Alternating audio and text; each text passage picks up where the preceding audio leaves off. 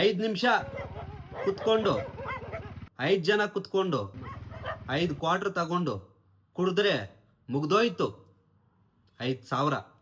ಆ 5,000 ಇಟ್ಕೊಂಡು ಎಷ್ಟು ಕುಟುಂಬಗಳಿಗೆ ನಾವು ಸಹಾಯ ಮಾಡ್ಬೋದು? ಒಮ್ಮೆ ಆಲೋಚನೆ ಮಾಡಿ ನೋಡಿ. ಸಹಾಯ ಕೇಳುವ ಧ್ವನಿ ಎಲ್ಲರಿಗೂ ಹೊರಗೆ ಬರಲ್ಲ. ಹಾಗಂತ ನಾವು ಕಾಯಲ್ಲ ಕೂರಲ್ಲ. ಹಳ್ಳಿಯಿಂದ ಹಳ್ಳಿವರೆಗೂ ನಾವು ಹೋಗ್ತಾನೆ ಇರ್ತೀವಿ.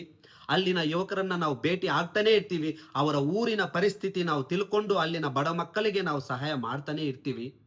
ನೀವೇ ಥಿಂಕ್ ಮಾಡಿ ನೋಡಿ, ಒಂದು ಊರಿಂದ ಒಂದು ಊರಿಗೆ ನಾವು ಪ್ರಯಾಣ ಮಾಡ್ಕೊಂಡು ಹೋಗ್ಬೇಕಂದ್ರೆ ನಮ್ಗೆ ಎಷ್ಟು ಕಷ್ಟ ಇರುತ್ತೆ.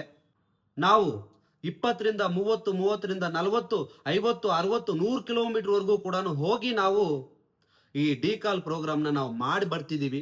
ಇದರಿಂದ ನಮಗೆ ಸಿಗೋದೇನೆಂದರೆ ಒಂದು ತೃಪ್ತಿ, ಸಂತೋಷ.